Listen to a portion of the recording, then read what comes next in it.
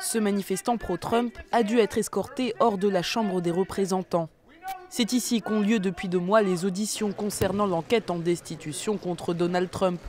Cette semaine, la commission judiciaire doit établir les chefs d'accusation qui visent le président américain. Lui qui est accusé par les démocrates d'avoir fait pression sur le gouvernement ukrainien pour le forcer à enquêter sur l'un de ses probables adversaires à l'élection présidentielle de 2020, Joe Biden.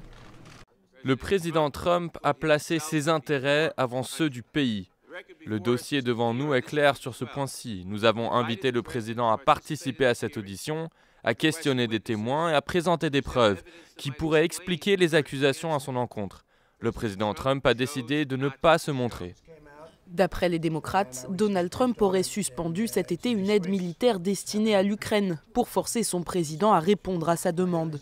Plusieurs chefs d'accusation pourraient être retenus contre le président américain. Abus de pouvoir, corruption ou encore entrave à la justice et à la bonne marche du Congrès. Les républicains, eux, dénoncent une mascarade.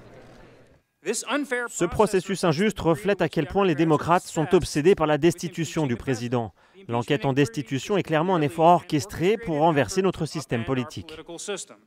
Les démocrates étant majoritaires à la Chambre des représentants, Donald Trump devrait en effet être mis en accusation au Congrès. Mais pour être définitivement destitué, il faudra convaincre les 2 tiers du Sénat, qui est en majorité républicain.